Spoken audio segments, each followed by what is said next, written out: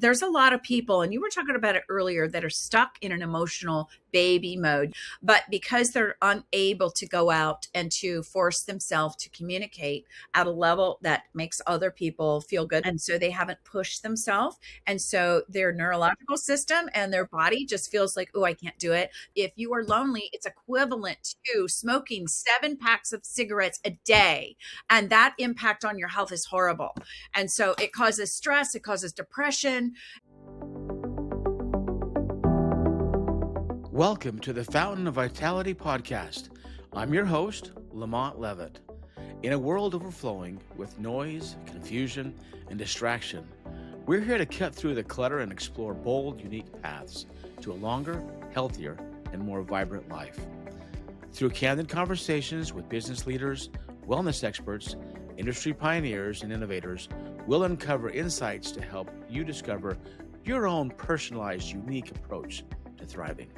Tune in, trust the compass of wisdom within, and find your fountain of vitality.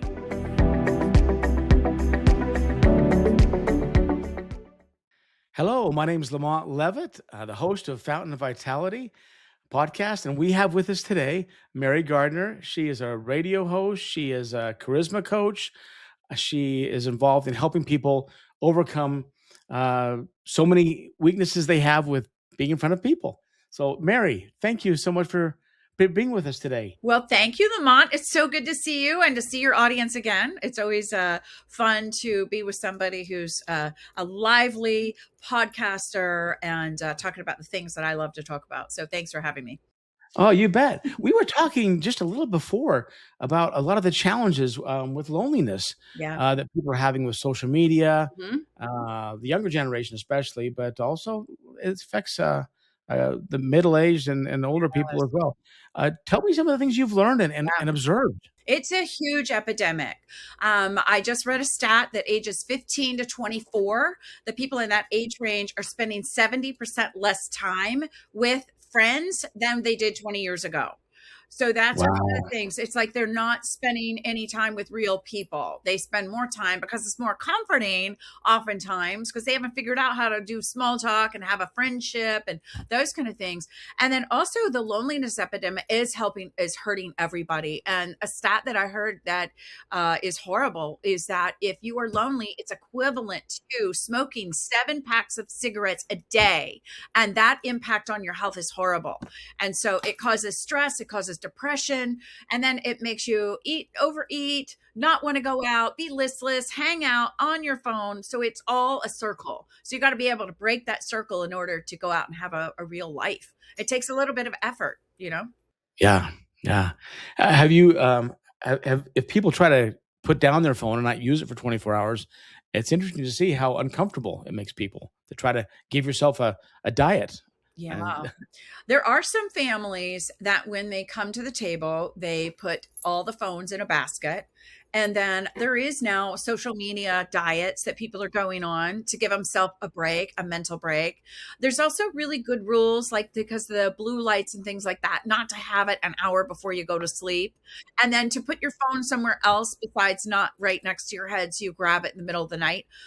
People that wake up, and especially at 3 o'clock in the morning, oftentimes go and grab. And then before long, you're 45 minutes, an hour, 2 hours watching, Candace Owens or somebody online. And you're like, what am I doing? This is like such a waste of time. It's not, making a difference in my life. It's just soothing your brain because there is an addictive thing that happens to it. It's like what they build into games. That's why gaming is so big, is that it's addictive. They build those little things like, ooh, look at this, Little endorphin releases if you achieve. Yeah, they're powering off all the time. So it's fun. Yeah. Share that story you shared with your newsletter earlier this week about the two young ladies you saw in a restaurant, and how they interacted with each other and their digital media versus how you and I might have interacted, 30 years ago. Well, you think that people want to go to a restaurant or to, a place where people gather. We have a couple places here. I live in Winter Park, Florida, and these places are like you can see people that neighbors and whatever. Everybody might be having an adult beverage or a Coke or something and talk to each other. Well, we walked in this restaurant and everyone was like perfect looking. It's one of those kind of cocktail places, but not Sure. me. I'm like in my jeans or whatever. And so I asked the lady, and I'm friends with the owner, and I asked this young lady who was just perfect looking. She was probably 21 or 22, and her hair was done perfectly and her makeup, and they were in their little cocktail attire. And I asked her, can I borrow this chair? Is that all right? And she said, well, yes, as long as you don't mind the flash of, the computer, the phone. I'm like, oh no, that's totally fine. So we sat there, we had fun. My boyfriend and I talked and whatever. And they never talked to each other.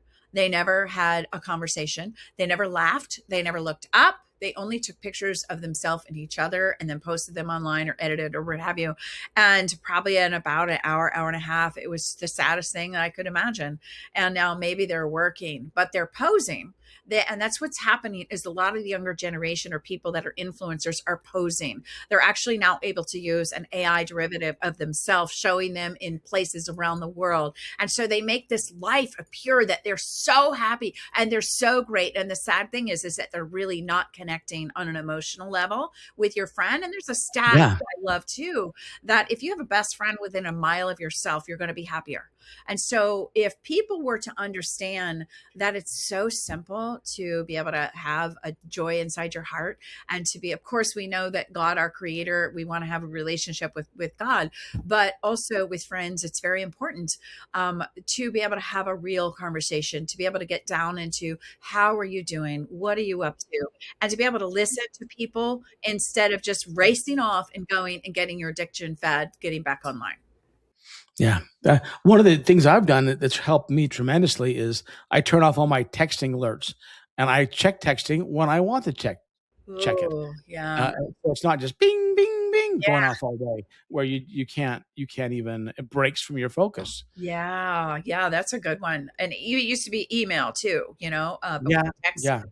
So we've been at this for a long time, but it's getting progressively worse. And so I've come out with a program now. It's called Introvert to Influencer: How to Connect, Communicate, and Captivate. And so I teach very simple things, Lamont. It's how to talk to others, how to talk to anyone about anything, and conversation skills, and how do you walk in a room and appear so you are actually comfortable.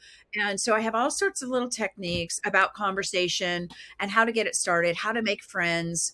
And in today's world, I've been doing lots of interviews with CEOs about the upcoming leaders. There's a huge deficit right now in soft skills, and that's in communication. So yeah, I mean, that's what I'm seeing is the big need in today's world. And I do believe over the next 10 years, we're going to see this progressively getting more and more important because everybody has access to AI and everyone can appear intelligent if they can read the AI chat, Gemini, all these different things. They can have knowledge, but if they don't have heart and the ability to be able to have emotion and connect with others, they're going to be missing out on having a good life.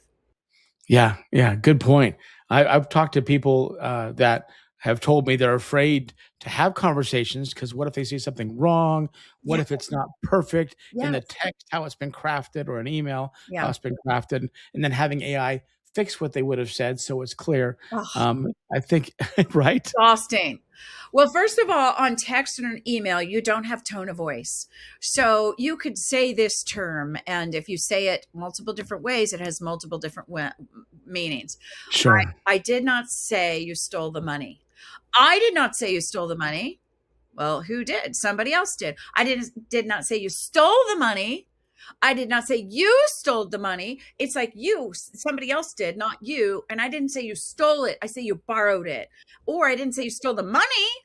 And no, you stole the car, you didn't steal the money. So one statement, if you put it down, people can interpret it a different way every single time. And so that's why the human connection, the tone of voice, The pace that you use is very important. So those are things that I teach people. You also mentioned that, am I going to say something perfect? How do I be perfect? Nobody wants perfect, Lamont. Perfect Right. is perfectly boring. How many people do you know that are just coiffed to the nines and dressed to the nines and walk in and just can't make anyone feel good? Yeah. They want I can't even say the word. Authenticity. Authenticity. Yes. Yeah. Absolutely. We all Yeah. want authenticity. And I think just people need and want the realness. And I think some people are taken aback when you're somebody who's a great communicator. And when you meet a great communicator that's comfortable opening up and sharing and talking, it's such a great breath of fresh air. And so I just think people will be happier if they learn how to initiate conversations. And I have this dream that one day everybody is going to take a glass of lemonade and they're going to go over to their neighbor who might be older, who might be sitting in front of her TV or his TV, and they're very lonely, and go over and actually just ask questions. Who are you? Tell me about your life. What was so meaningful about your life? Who did you love? Did you lose it, love? What did that feel like? Having real conversations with people about their stories, because the thing that I've learned, and that because you're a podcaster and a very good one at that, is that everybody has a story and we can find out what that is by asking. Yeah. I always feel bad when I go to a funeral and you see all the pictures out and their whole life story, and I realize I've only known them for the last 20 years. There's this whole other person that Oh, they were, and I never took the time to get to know yes. who they were. Um, Yes. and I think we just miss out on life, on not spending time with people and really getting to know them. It's so true. It's so true. And, especially older people. Older people have so much to share and so Oh, many yeah. things that we can learn, and they have so much wisdom. And you think about your early life, your body looks good, you're an athlete, everything is easy, except for maybe your money and maybe relationships. And as you get older, some of those things you had when you were younger maybe dissipate a little bit, but you start to get wise and wisdom, and then you choose the kind of friends that you want in your life, and you realize that the 5 people that you hang out with really impact you, and it becomes more about you. Become your friends become your mirrors, so you start being more selective and eliminating people in your life that are toxic and that just can't quite come up. There's a lot of people that we will outgrow if you don't consider and make personal development a part of who you are, and learn to grow. And your communication is certainly some of it, but it's your spiritual life, your emotional life. I know there's a lot of people, and you were talking about it earlier, that are stuck in an emotional baby mode. You didn't use the word baby, but because they're unable to go out and to force themselves to communicate at a level that makes other people feel good. And we'll talk about that if you want in a minute. But they lack those skills, and so they haven't pushed themselves, and so their neurological system and their body just feels like, oh, I can't do it. They wanted to go into a fetal position and get back online, because Yeah. it really has become terrifying for some people to even pick up the phone, Lamont, and call a stranger. And so how are they going to be in a corporate environment and I've coached people that were like, my boss knows I have so much anxiety that I can't do that. And I can't do that. I mean, what a drag. No, no. What a drag. Come on, people. That's Yeah. awesome. That's awful. I mean, I and I found that even in our own personal lives, we only have so many people we can talk to every day, and you want to have your closest people Yes. around you are ones that lift you up and don't bring you down. How Yes. oftentimes do we have in our personal life one or two people they're actually a leech on your own energy as you're Yeah. trying to help them, Oh and you're my trying to and it actually drains you. It's like taking fuel out of your gas tank.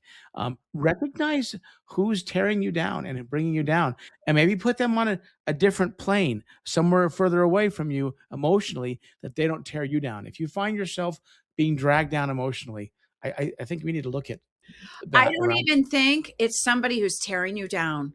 I think it's a conversation hog. It's somebody who has drama Yeah. in their own life. And I find that, people, and there are some people whose lives are just chaotic. They cannot get their act together. They cannot have sustainability. They probably don't have much of a spiritual life because that gives us a strong foundation. And they constantly are having bad things happen. And therefore, they come to you, or if you are a solid person, they're asking you for advice over and over and over. That is also toxic. I believe that then at some Yeah. point you have to realize, you know what, you've got to be able to move on from your life, which isn't working. Get counseling, do whatever you got to do. Maybe you need to change your food. Maybe it's your food that's causing stress and anxiety. Maybe you're not exercising enough. Maybe you are online too much. There's got to be some reason why you're having all of this chaos and anxiety.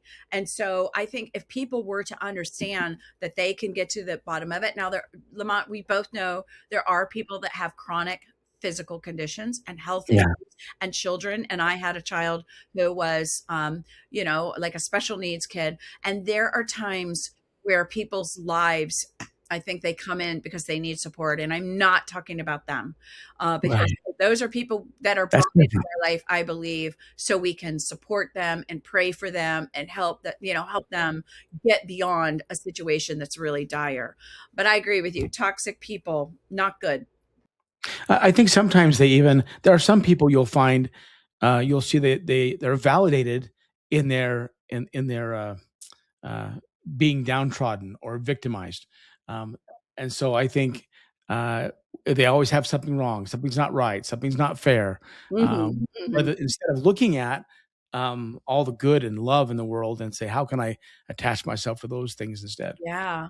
And I think that what you just talked about is one little switch that people could make and it's redundant at this point, but it makes such a big difference. And if people would pick up a journal and start keeping a journal, I've had a journal since I was 12 years old.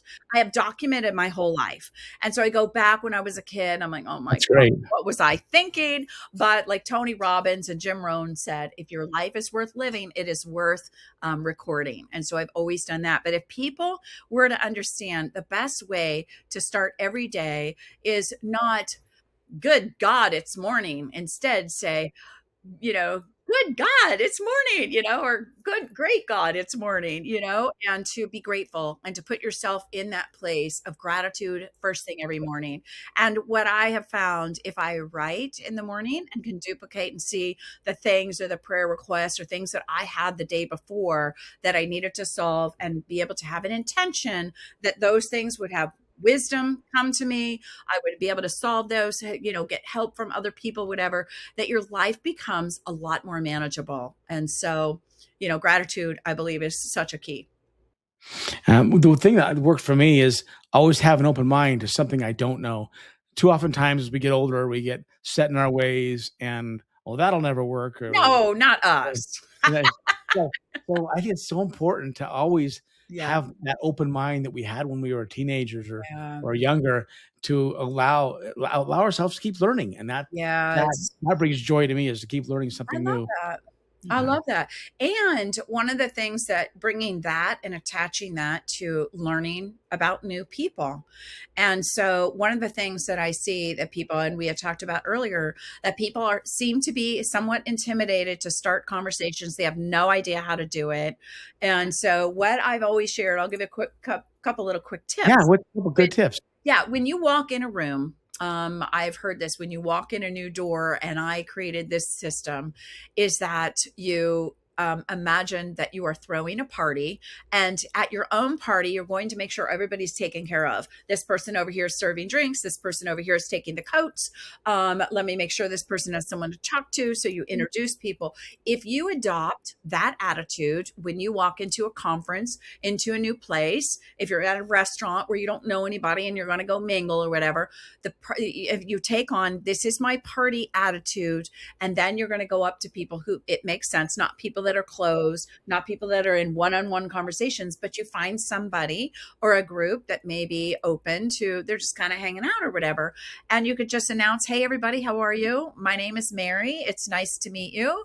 Are you guys new here? Do you guys know anybody here? And ask an open-ended question. And then having that ability to smile and eye contact. So a formula that I use with people, besides having that, this is my party mentality, walking into a new place, is having a formula of knowing how to do small talk.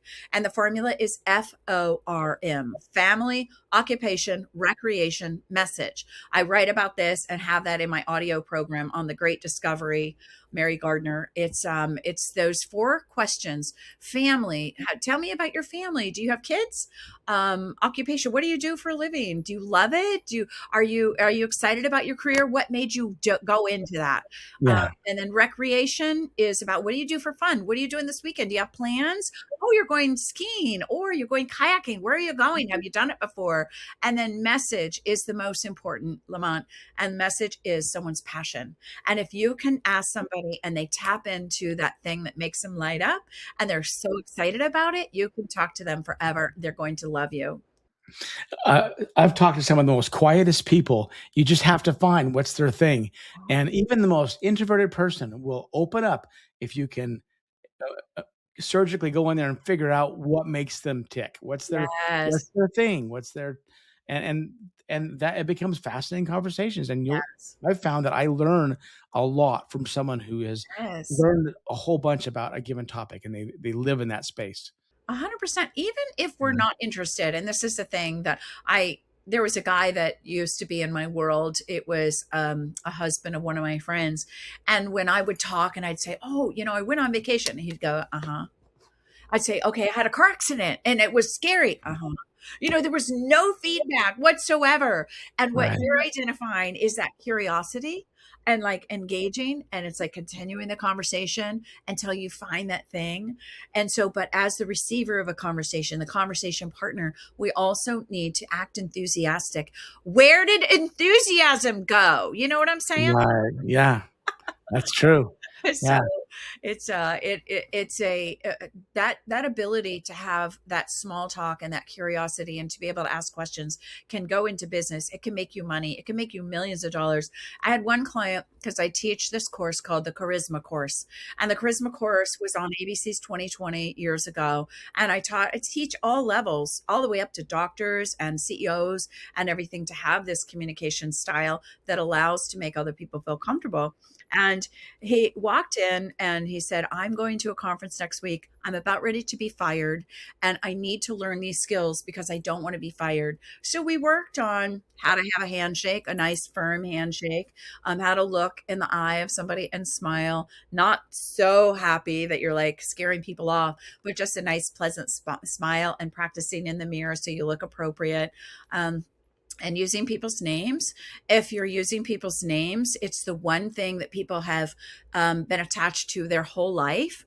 And as a matter of fact, they've done studies that if you're in a conversation over here and you hear someone calling your name across the way, not calling it, just using your name in conversation, 30 to 35% of people will just be triggered of hearing their name. And so it's the number one thing that you can use in conversation. So I taught him these little skills, how to ask people questions, how to invite them into his booth because he was going to a conference, and how to introduce his boss, which was a very important thing for him to do. So he goes to the conference and his boss was blown away by his skills, and everybody thought that my client was the boss instead of his real boss.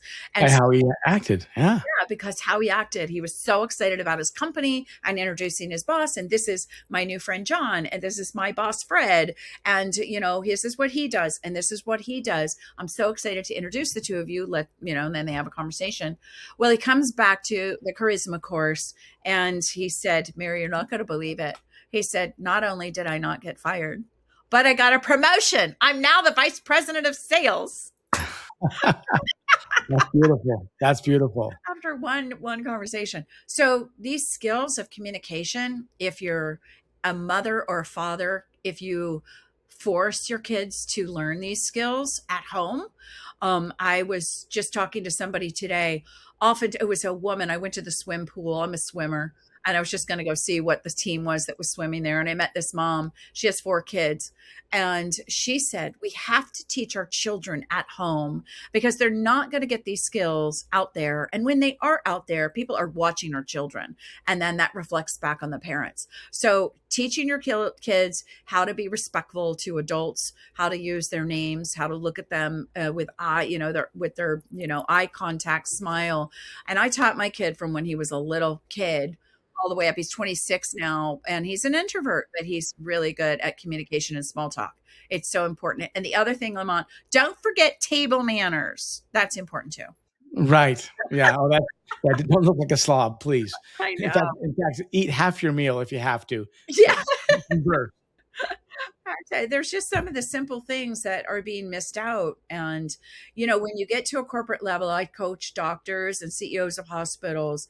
It's the poise that they look for when they're interviewing.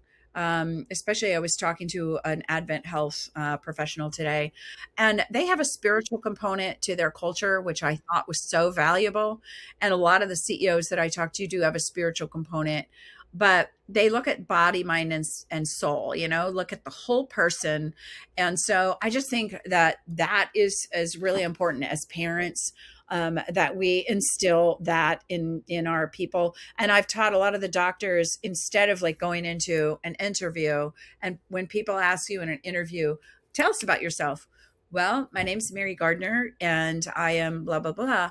Instead, you capture the conversation and say, oh, thanks. I'm so excited to. Lamont, it's so good to meet you. I've seen you out in the marketplace. I've seen your LinkedIn profile. I love your podcast. You're doing amazing. It's such a pleasure to meet you. Thank you so much, whatever. And they're like, Yeah. what? So Yeah. being able to capture the conversation and add value to the other person immediately is really important. I think as bosses, as we have people that report to us too, so critical. If you want to keep your employees, I've got a CEO. He is so good at taking the time to get to know the people that work for him, and he watches them on the call, and he goes, you know what, you're looking a little tired. Why don't you take 10 minutes, walk around the block, and look, take a minute to get to know your people. Mm-hmm. And I had one person actually tell me about their boss that works for us. You know what? He is my boss, but he's more of a friend because he knows everything about me. And if I have a hard thing in my life, I know I can go talk to him about it. That's how you create inside your organization the unwillingness to actually leave. The people will think that they feel heard, understood, and cared for. 100%. Oh my gosh, you're so right. And they have done studies that the reason why people stay at companies is because of the people. And so people will stay longer in a company if they do, like you were just saying, feel valued, listened to, all those kind of things. And so what I have seen a direct change is that I do think that a lot of the CEOs are understanding the big deficit, because even when younger people are coming into the workplace, maybe their parents were working a lot of hours and they didn't always feel valued at home, or maybe there was a divorce situation and chaos at home. And so a place of work can be a place of refuge. And so you always think, that maybe the people that are in my world are here so I can help them, even if they're working for me. So I think it's really an honor to be able to create a culture that allows people to feel heard and listened to and valued. Yeah, a place to land while they're sorting out their own life. Yeah. It's so important. And nothing's better than employees that stick and want to be there. Yeah. There's a real value in a company doing well and working through hard times when everybody is supporting each other and rolling in the same direction. Yeah. I heard a stat today, or it wasn't really a stat. It was just something that one of the CEOs noticed. And I've heard 3 or 4 of them talk about it, that things have changed, that a lot of the generation now does not want to have that big role because they see the amount of work and the discipline and also the sacrifice that a lot of the CEOs or the executives have had to make in their own personal life. Yeah. So what they're seeing is the younger generation is looking for more of a balance, even though we know that's a bit of a misnomer. If you are ambitious, if you're a type A, you're going to work and you're going to make it happen, and you will make it happen. But just the ability to have time with family family and friends, and also pursue your own thing. And I had one of the CEOs tell me, I know this isn't their dream job. They're here for a while. And so if I can also nurture them and help them create a path towards their greatest success, and if they want to travel or write books or whatever, help them with their finances and help them grow as a person, to be able to reach their dreams. And that is also it's an intangible value that the executive board, the CEO can give to their employees, that also, I believe, creates loyalty. So Yeah, it really does. It really does. Well, that's yeah, it gives a lot to think about. So, some parting thoughts as it relates to CEOs and leaders. How would you help them in your charisma courses, them individually, but also help them support the people that work with them and for them to be more successful? that's so great. Well, there is a gap right now in the leadership. So a lot of them are concerned about the younger generation. What I help CEOs with, and politicians and individuals who are wanting to gain influence, they've reached the point in their career where they do want to give back. There's actually a stat between the ages of 45 and 60 that people go from success to significance. And so there's a point in time where they want to look and teach. They've had a good career, and now they have this internal pull. So we work on their influence. Like, what is their message? What is their purpose? Why are they here at this point? And what do they need to teach? So it's like their framework, their philosophy, their business philosophy, their success philosophy. We look at all the bad things that happened to them in their life, their traumas, and what did they learn out of them? We look to the good things in their life, and we find all of those good things and why they are the way they are and how they got there. So it's a story. We do tell stories. That's one of the things, is if they're leading meetings, if they are speaking publicly, I help them tell their story in a way that influences others and makes people like move the needle, not just be bored. Stories are the thing that really excite people. They engage with individuals. So I help leaders do that. We do everything from LinkedIn to messaging to keynote speeches to writing books, TED Talks, all those kind of things to help them influence others. I'm tonight working with a gentleman who's accepting a large award for his technology company out in California next week. So we're writing the, acceptance speech type of thing. So it's really fun. And then on the long range, I help younger leaders have executive presence, learn how to do public speaking without having fear, learn how to do the small talk, and learn what their purpose is so they can bring that inside the organization, conversation skills, and learn how to coach. And coaching is about bringing the best out of the people that you are leading. And so there was a study done years ago, it was in Harvard Business Review, that the top leader that people want is an inspiring leader. But when you say inspiring leader, they have a deer in the headlights. And what that is a person that's a great communicator that can create an environment where people are more innovative, more creative. There's more communication, there's more acknowledgement, there's coaching. So there's intangible things and tangible things. And I help the leaders become that inspiring leader. So when they stand on stage, people have respect, they're going to listen, and they've earned the right to be in the room with this amazing leader. And so that's my hope, is that everybody will strive to be a leader. And whether it's a leader at home or whether it's a leader at your sports team or just at the gym, that you're actually inspiring those around you. And I think that if people strive to do that, they will have a happy life. Agreed. Great thoughts. If someone wants to reach out to you or connect with you on either your radio show or your podcast, or where can they Thank check you. you out, right?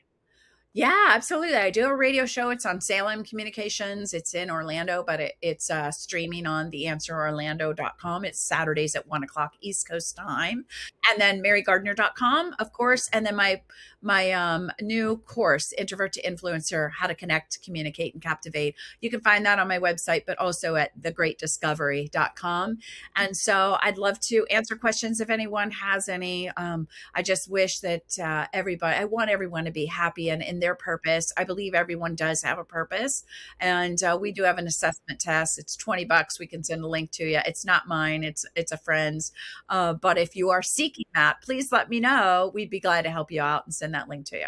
That sounds great. And you've got a convention in the fall every year, don't you? Once a year at least? Yeah, once a year we do the storytelling summit once or twice a year, and that's storycraftsummit.com. And so again, you can find everything on my website, marygardner.com, and it would be my pleasure to help any and all of you guys. Mary, thank you so much for your time today. It was great Thank having you, you. and Thank you. we'll talk again soon. Look forward to it. Thank you so much, and Thanks. continued blessings for a successful podcast. You're awesome. Yeah, you too. Thank Bye. you. Thank you for tuning in to the Fountain of Vitality podcast. Head to fountainofvitality.com for more episodes, insights, and resources. Remember, your health is yours to own. Take charge, focus on what you can control, and keep exploring what works for you. Always be your best self, lift others, and trust the compass of wisdom. Until next time, stay vibrant and take care.